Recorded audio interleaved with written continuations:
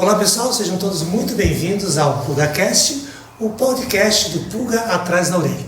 E hoje nós temos duas convidadas bastante especiais, uma delas é a professora Kalina, que é a professora de Ciências do Fundamental 1, 2 e Ensino Médio. E a professora Ana Cristina, que é a professora de Matemática do Ensino Fundamental 2 e Ensino Médio. Seja também bem-vinda, professora. Obrigada. Sejam bem-vindas. Solta a vinheta.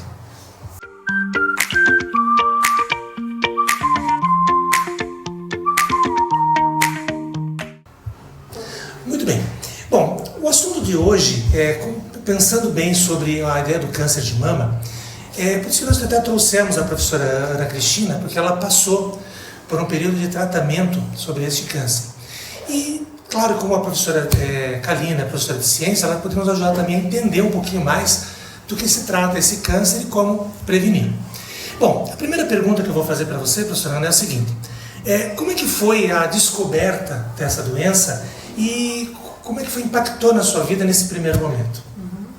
Eu descobri, através de um autoexame mesmo, Eu tinha o costume de fazer um autoexame e daí eu percebi que eu estava com um caroço, do lado direito da mama e daí nisso eu primeiro procurei o ginecologista, o ginecologista pediu para que eu fizesse alguns exames e daí ali apareceu que realmente eu estava com um nódulo, eu tive que fazer biópsia, e daí na biópsia deu que realmente era um carcinoma, eu estava com câncer de mama. Como é o que é uma biópsia? A biópsia é um exame que eles tiram um pedacinho do tumor, para poder fazer um exame. Quanto tempo demora para descobrir? Levou mais ou menos uns 15 dias na época, porque eu já tive câncer de mama, já fez 10 anos, Então, na época, levou ali uns 15 dias, mais ou menos 15 a 20 dias para sair o resultado e saber. Na verdade, nos exames de imagem, saiu já uma classificação. Aí eu tinha um prognóstico do que eu deveria fazer. Aí eu fiz com a biópsia, eles fazem um exame, eu acredito que mais detalhado, para saber o tipo, o grau de agressividade daquele tumor, Então, a princípio eu tinha um diagnóstico, que era radioterapia e cirurgia, e depois que chegou esse exame, aí mudou totalmente o meu tratamento. E a primeira notícia, quando você descobre, como é que você fica? A primeira notícia você não imagina, porque eu não sentia dor, eu não tinha nenhum sintoma assim. Então aparece ali um caroço, você não tem nenhuma reação, assim, nenhum sintoma, Então daí você chega no médico, o médico fala, olha, realmente é câncer, Você fica atordoado, assim, eu fiquei escutando o médico me falar, a médica, me falar tudo o que eu ia ter o que era, como é que funcionava, e eu saí do consultório assim, falando, meu Deus, e agora? O que eu vou fazer, Na época eu tinha os 2 filhos pequenos, e tinha perdido a minha mãe na época também, então eu fiquei assim assustada, foi um período assim, eu fiquei uns 3 dias ali digerindo tudo aquilo e tentando entender, o que eu iria fazer, tentando lidar com as emoções, com os sentimentos, que eu acredito que pra gente, principalmente que tem filho, a primeira coisa que passa na cabeça, você pensa, meu Deus, como é que eu vou fazer com as crianças, Então acho que esse foi o primeiro impacto foi esse, assustador, como que eu ia fazer com as crianças, como que ia ser esse tratamento, se eu ia passar mal, então passa um monte de coisa na tua cabeça, nos primeiros dias assim. Nós nascemos numa época que o câncer era considerado o fim da vida, Sim. Falava-se da palavra, a própria palavra já era sinônimo de susto, de assustar as pessoas, Sim. Professora Kalina, e como é que uma pessoa pode, num primeiro momento, assim, descobrir ou tentar entender que tem o câncer? Como é que a pessoa descobre? Boa tarde, pessoal. Então, assim, o câncer, primeiro, antes de eu responder a tua pergunta, Rogério, a gente vê muitos alunos falando assim, do pegar câncer, Então, primeiro, o câncer não é uma doença transmissível, Ela não é causada por nenhum agente transmissor, seja vírus, bactéria ou qualquer outro patógeno, Mas para você descobrir um estágio de câncer, seja ele inicial, intermediário, é super importante fazer os exames, né? Os exames de rotina, né? Então a Profiana contou que ela estava fazendo um autoexame, um exame de rotina, né? Sim. E na verdade, esse diagnóstico precoce, ele é decisivo, né? Quando a gente fala de câncer, né? Então o nome ele assusta, né? Talvez seja a doença que mais assusta as pessoas hoje, eu acho, que é o câncer, né? Não tem nenhuma outra, eu acho, que assuste tanto pelo nome. Mas os exames de diagnóstico são fundamentais para ditar, assim, eu poderia dizer, o sucesso do tratamento, né?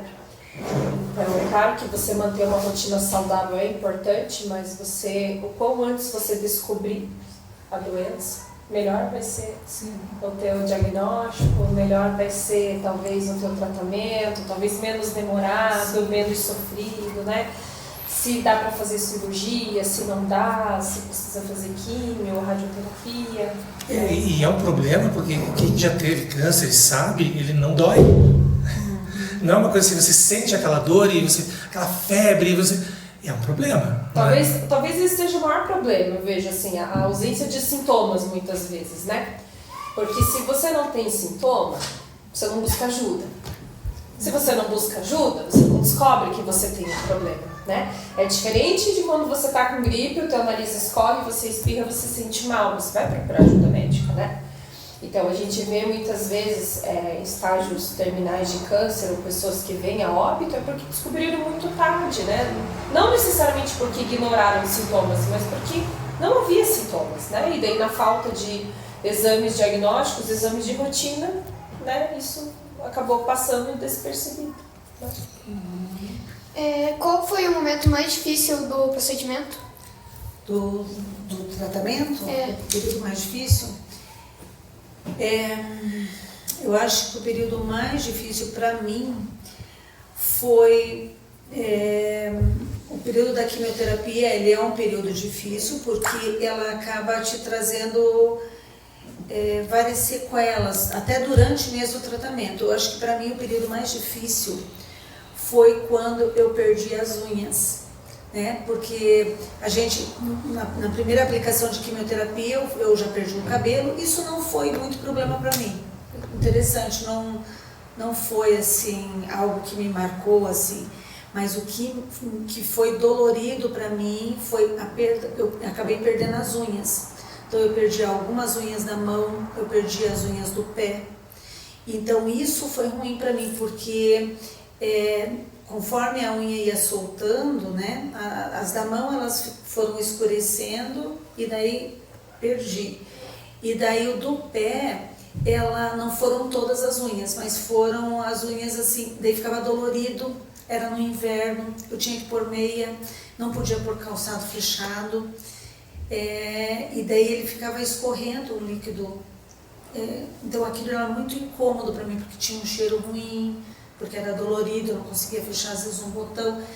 Eu acho assim que a fase das unhas para mim foi mais dolorida, assim, contando com todo o processo, assim, sabe? Eu acho que esse período foi mais difícil, porque daí você fica limitado em mexer com as mãos, né? No período estava frio, daí ficava ruim, eu colocava meia, aquilo sujava, eu tinha que ficar trocando a meia todo o tempo.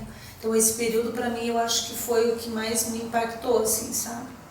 Carina, o que tem nessa quimioterapia que acontece esses sintomas? A quimioterapia ela é um conjunto de fármacos, né? Eu não vou saber dizer exatamente quais substâncias, né? Mas a princípio são substâncias químicas, medicamentos, né? Que essa pessoa toma ou via oral. Eu sei que hoje existe a quimioterapia oral também, ou venosa, acho que a tua foi... Só venosa. Só venosa, né? Então existe a quimioterapia oral, existe a quimioterapia venosa. Daí as pessoas perguntam, mas prof, por que cai cabelo? Né? Porque a gente tem que entender que a quimioterapia ela é talvez tão agressiva quanto a própria doença, né? Então esses fármacos muitas vezes eles não vão matar apenas as células cancerígenas, as células tumorais, às vezes eles acabam atingindo outros tecidos, né? E por isso que os pacientes têm esses efeitos desagradáveis, né? Esses outros sintomas, né? Mas são conjuntos de fármacos, né? São medicamentos. Também, além da quimioterapia, existe a radioterapia.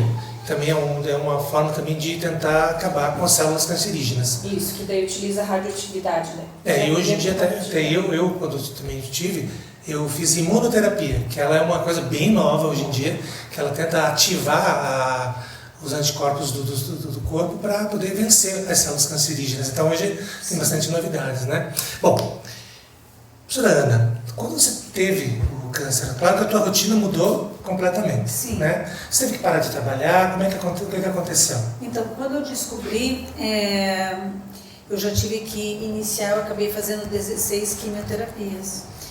Eu não sabia como que eu ia reagir, né? Não sabia se eu ia ficar bem, porque tem gente que fica bem, tem gente que passa muito mal.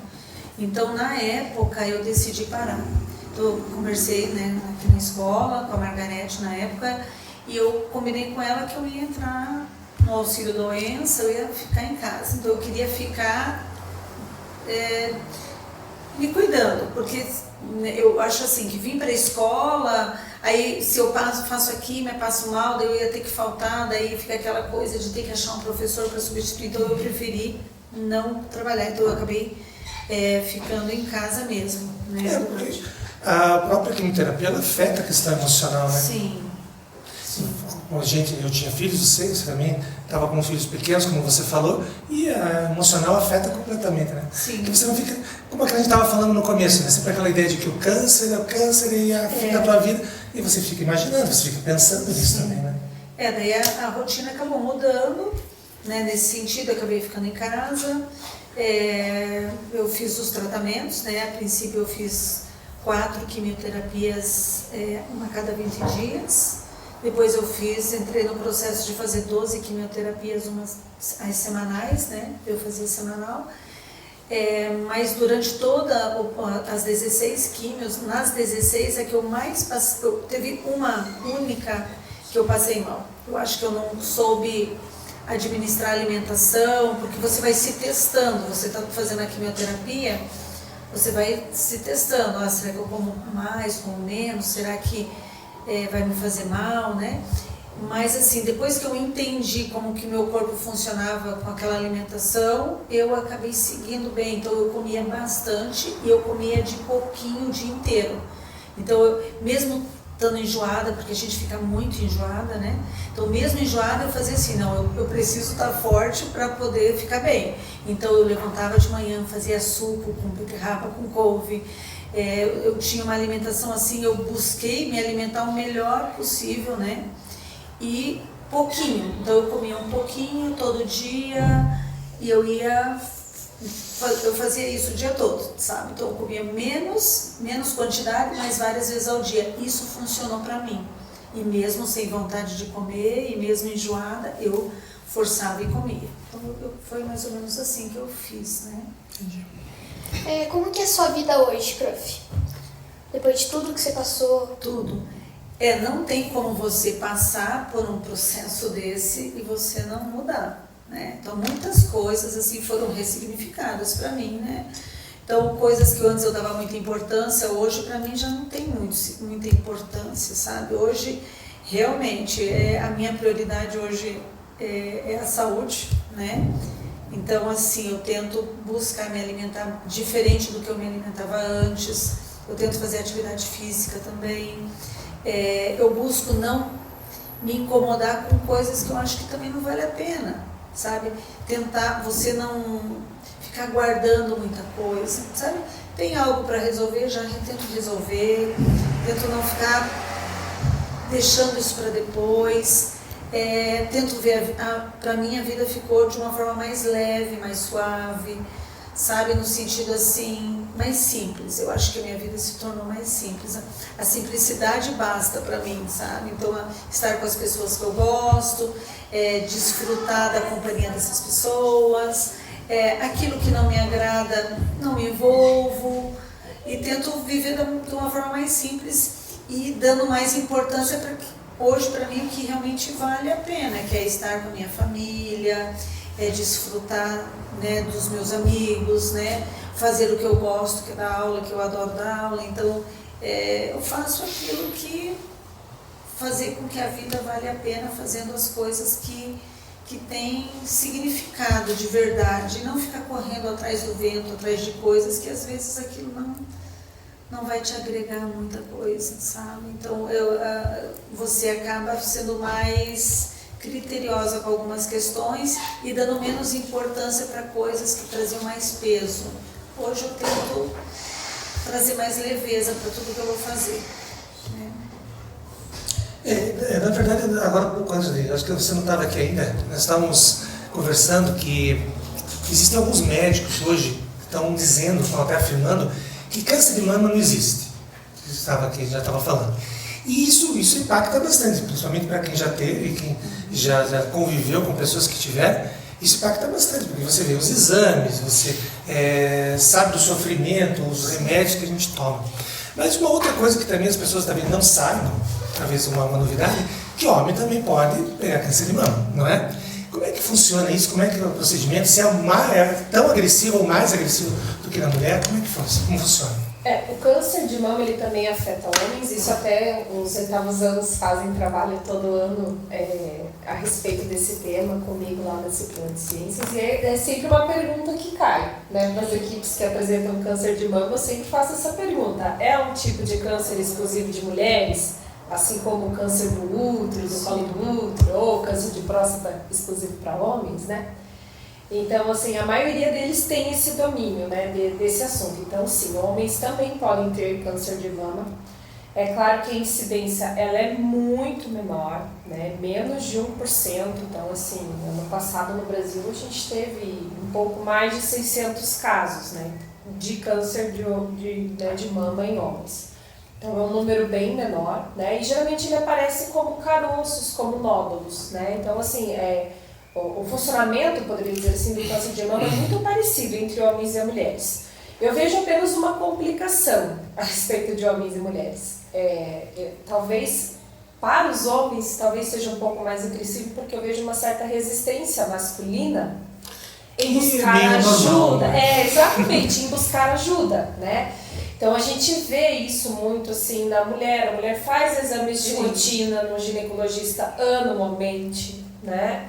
Nossa, para você tirar o homem de dentro de casa, assim, se ele não está morrendo, ele não sai de casa, né? Então, às vezes, pode ser que ele tenha percebido os primeiros sinais, mas ele não busca ajuda, né? E daí você perde aquela janela de um diagnóstico precoce, que muitas de nós mulheres, né, a gente acaba se cuidando mais e tendo essa oportunidade, sabe? Então, eu não vejo assim como mais agressivo, mas eu vejo que talvez por essa postura, ou por esse comportamento masculino, né, as complicações talvez quando confirmada, a doença confirmada, possam ser maiores, né? Então, o procedimento seria o autoexame também? O autoexame, exatamente. Quais são os fatores de risco mais comuns para o desenvolvimento do câncer de mama e como que eles podem ser mitigados para diminuir a chance de desenvolver a doença? Tá. Aqui a gente pode falar de qualquer tipo de câncer, né? Não só de câncer de mama, né? Existem fatores de risco que servem para câncer e qualquer outro tipo de doença, e até a Profiana comentou um pouco na fala dela, né? A questão de não ser sedentário, né? Prática de exercícios físicos, ter uma boa alimentação. Quando a Profiana fala assim, que eu levo a vida com mais leveza, certas coisas que às vezes eu me incomodava, hoje vejo que não são importantes, isso dita muito a nossa saúde mental, né? Então, a maneira como a gente leva a vida, né, procurando ser o mais saudável possível, né, dentro da sua realidade, eu vejo que são medidas importantes para você prevenir o câncer, tá? Isso de forma bem geral. Agora, quando a gente fala de câncer de mama, né, existe uma linha, assim, alguns médicos até que confirmam isso, que, por exemplo, mulheres que amamentaram ao longo da vida, né, foram mães e amamentaram, têm menores chances de desenvolver o câncer de mama, né, no estágio mais senil. Então, geralmente o câncer de mama acontece com mulheres mais velhas. É difícil você ver uma menina jovem, né, não estou dizendo que é impossível, mas a incidência, estatisticamente, ela é menor, né? Então, mulheres que amamentam, por algum motivo, a incidência é menor de mulheres, né, que foram mães, tá? Isso estatisticamente falando. Então, assim, o que a gente poderia fazer para prevenir o câncer? Você vai tentar viver a sua vida o mais saudável possível, né? Isso é o que dá pra gente fazer. Isso que está ao nosso alcance. Nem tudo está ao nosso alcance, né? Mas o que dá pra gente fazer, a gente vai fazer. Então, ter uma boa alimentação, procurar fazer atividades físicas, fazer uma terapia, controlar o seu ânimo, trabalhar com o que você gosta, procurar manter uma saúde mental, controlar suas emoções. Tem tanta coisa que a gente tem que fazer, né? E a tua pergunta era a outra para mitigar? Para mitigar,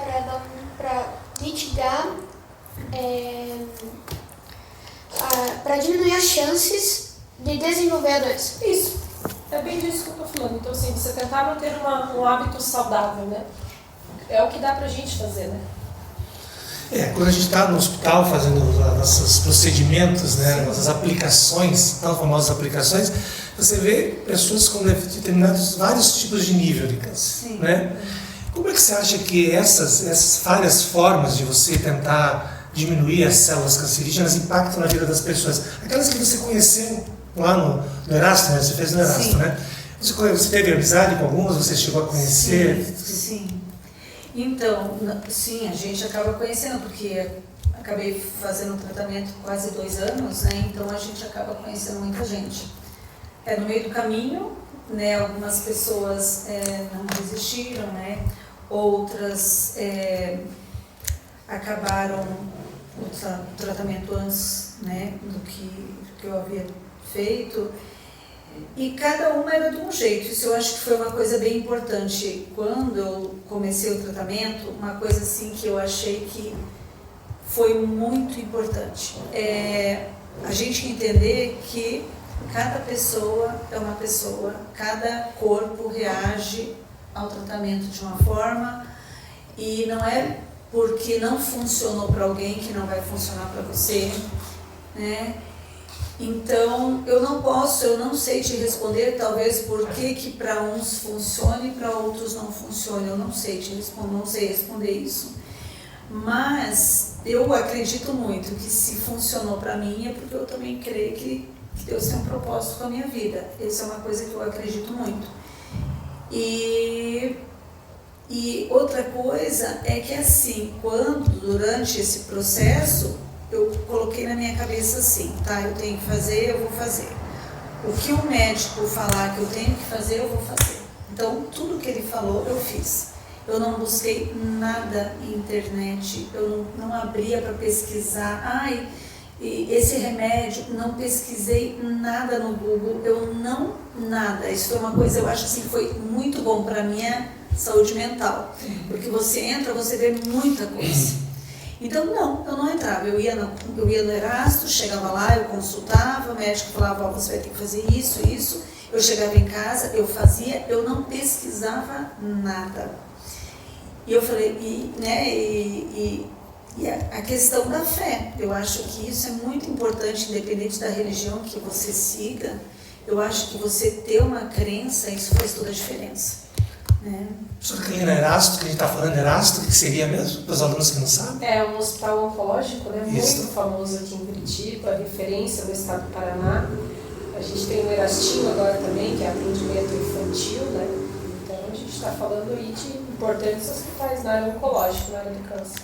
Oncológica, que é relacionada ao câncer, né? Porque quando a gente está lá, conversando com uma pessoa, a gente fica lotada 20 dias que estava lá, isso aconteceu comigo, você estava lá conversando, né? E na próxima aplicação menos, ele não faleceu, né? Então é isso pro psicológico da gente. Também. E daí a importância do acompanhamento psicológico também, né? Não só do paciente, mas dos familiares, né? Sim. Porque a Profiana está falando, eu não sei o que faz uma pessoa, às vezes, funcionar para uma e não funcionar para outra. Nós somos seres diferentes, nós temos constituições genéticas diferentes, né? Nós temos hábitos de vida diferentes. Então, isso tudo é importante quando a gente analisa, né, o todo, né? Sim. De ver que apesar do tratamento ser o mesmo, quem está recebendo o tratamento é diferente. Nós somos pessoas diferentes. Verdade. De que forma a genética influencia o risco de câncer de mama e como a análise genética pode ser usada para a detecção precoce e a prevenção da doença? Então assim, o câncer ele não é uma coisa hereditária, né? A gente não herda. mas existem maiores chances de desenvolver porque existem algumas alterações genéticas, né? E isso é uma coisa muito nova. A ciência vem descobrindo e vem mapeando esses genes, né? Então, o que a gente sabe que é o câncer, né? O que é o câncer? O câncer é um desenvolvimento desordenado de células. Então, nós temos trilhões de células no nosso corpo e essas células elas se renovam, elas se dividem naturalmente, né? Quando uma célula tem um determinado erro, quando ela tem lá um código, né, ou ela tem um gene, ela tem algum problema, a gente diz na ciência que a célula ela entra em apoptose. O que é apoptose? É uma morte celular programada, porque o corpo entende que aquela célula ela é, entre aspas, defeituosa, então ela não pode continuar a existir. Só que o que é o câncer? É quando a gente não consegue, as nossas células não conseguem mais identificar esses erros, né? E delas passam a se duplicar, um amontoado de células disfuncional, né? E esse tumor, né, que é um conjunto de células muito grandes que estão erradas, que tem um código errado, ele começa inclusive a criar veias, a criar nervos, como se fosse um corpo dentro da gente, né? Então existem sim algumas alterações genéticas, inclusive para o câncer de mama. Então o que a gente pode fazer? Claro que isso ainda é muito caro, não é acessível para todas as pessoas. A gente pode fazer um mapeamento genético, né? Através de um exame de sangue, você mapeia todo o teu DNA para ver se você tem algum tipo de alteração genética, seja para o câncer de mama ou seja para outras doenças, né? Mal de Alzheimer. Tem uma série de coisas que dá para você fazer o diagnóstico e daí você tomar alguma atitude diante do resultado que você obtiver nesse exame. Então, a Angelina Jolie, acho que vocês conhecem, né? O que ela fez? Ela fez exatamente isso. Ela fez um exame genético, ela mapeou todo o genoma dela e daí lá ela descobriu que ela tinha essas alterações, esses genes alterados para o câncer de mama. O que ela fez com essa notícia, né? Com esse resultado? Ela fez a retirada das mamas, né? Então foi uma atitude que ela conseguiu tomar, né? Afim, qual era o objetivo dela? Era de evitar um possível câncer no futuro. Quer dizer que esse tipo de terapia está acessível para todo mundo? Não, a gente sabe que não está, né? Mas é uma coisa que existe, uma coisa nova e existe. Tá? No meu caso, quando eu terminei o tratamento, eu terminei a parte da quimioterapia, eu tinha que fazer a cirurgia. E daí surgiu a dúvida, né? Nós vamos fazer uma quadrantectomia, nós vamos fazer uma mastectomia total, uma mama só, né? Duas. Gerou essa discussão entre os médicos. E daí eu tive que fazer mapeamento genético, né? Então eu fiz esse exame, é um exame de sangue que você faz, na época ele levava em torno de 30 dias para chegar, não era feito aqui. E daí... porque se no exame se saísse que era genético, eu tinha que fazer a retirada das duas mamas. Então, quando veio o resultado do exame, deu que não era genético. Então, a probabilidade de eu ter uma reincidência retirando a mama ou não era a mesma. Então, optamos em não fazer a mastectomia total. E daí eu acabei fazendo uma quadrantectomia, né? Acabei tirando um pedaço da mama que eu tinha o tumor. Então, esse exame facilitou que eu tivesse retirado as duas mamas, né? Meninas, algum fator de estresse, né, um impacto de alguma coisa que acontece na vida, pode gerar algum tipo de câncer? Olha, Rogério, eu acredito que sim. Não sou muito dessa área da medicina, mas eu acredito que sim, tá? Porque eu acredito muito que a nossa mente controla a saúde do nosso corpo, né? Então, a gente falou agora há pouco de saúde mental. Sim. E a gente vê muitas pessoas adoecendo o corpo por conta de uma mente que também não é sadia, né? Eu não sei se vocês sabem, mas eu perdi o meu pai, né, quando eu tinha 9 anos para o câncer. E é uma coisa muito curiosa, assim, porque o meu pai ele teve câncer de estômago. Meu pai era a pessoa que se alimentava da maneira mais saudável que você imaginar. Na minha casa não entrava refrigerante, não entrava fritura. O negócio era meio militar, assim, a gente comia muito saudável. E ele teve um câncer de estômago, né? Só que assim, ele vivia estressado. Ele era uma pessoa extremamente estressada, ele era uma pessoa que não conseguia lidar com as emoções dele, né? Talvez até por ter uma geração diferente da nossa, né? De não ter essa coisa de filhos falarem com os pais, de conversarem, né, com a esposa, né, aquela coisa de você retrair muito os seus problemas, as suas mágoas. E ele teve uma gastrite, que isso evoluiu depois para uma úlcera e depois um câncer de estômago, não procurou ajuda também, né, quando teve os primeiros sintomas. Então, a gente vê o corpo adoecendo por uma mente doente, né. Então, eu não sei exatamente a linha científica, né, de comprovação, mas eu acredito muito nisso, sim. Bem, estamos chegando ao fim, mas eu gostaria que vocês dois pudessem dar uma mensagem para quem está nos acompanhando aí, tanto homens como mulheres, né? Como prevenir, o que eles devem fazer se descobrir o câncer. Dá uma mensagem para eles, por favor. Vamos começar com a Karina, terminar com as conversadas. Bom, a minha mensagem, gente, é cuidem-se, né? Procurem cuidar do corpo de vocês, da saúde mental de vocês, façam atividades físicas, conversem com as pessoas quando vocês têm sentimentos que vocês julgam que não são bons. Não guardem mágoas. A gente não guarda nem dinheiro, vai guardar mágoa, né? Não guardem mágoas, tá? E procurem médico, né? A medicina está aí para ajudar a gente, né? Não para nos prejudicar, né? A medicina está para ajudar, então assim, tá com um sintoma que tá te incomodando, procura um médico, né? A gente tem muitos especialistas, seja na rede privada, seja na rede pública. Para outras doenças, né, que não são câncer de mama, tome vacina. A vacina ela é importante. Quando a gente fala de câncer do colo do útero, a gente fala da vacina do HPV, né? Então, procura manter uma vida saudável, né? Para que você viva, não só sobreviva, né? Para que você consiga viver com qualidade, que viver é bom. O que eu diria assim, como você falou, para aqueles, né, para se prevenirem, eu acho que eu digo para aqueles que estão passando pelo processo, né? Que não é uma sentença de morte, né?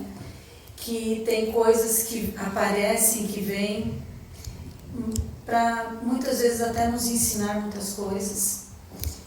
E buscar ter um pensamento positivo mesmo diante de uma situação difícil, estar perto de pessoas que é o teu grupo de apoio, pessoas que te acolhem, né, que te ajudem, mesmo nos momentos que você está ali querendo desistir, né? Eu acho que estar perto de pessoas, né, ter ali uma crença, eu acho que isso faz toda a diferença em qualquer tipo de tratamento.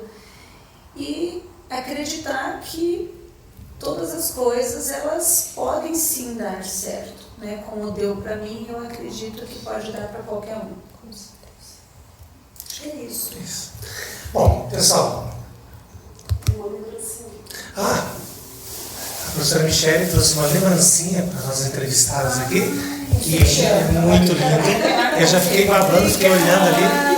Eu acho que eu vou querer uma no final, no final do ano eu vou querer uma. E assim, né, Rogério, o Outubro Rosa é o ano inteiro, né? O Outubro Rosa. É só de outubro, né? Isso mesmo. Bom, então agradecemos a presença de vocês hoje aqui. Foi muito especial, muitos esclarecimentos.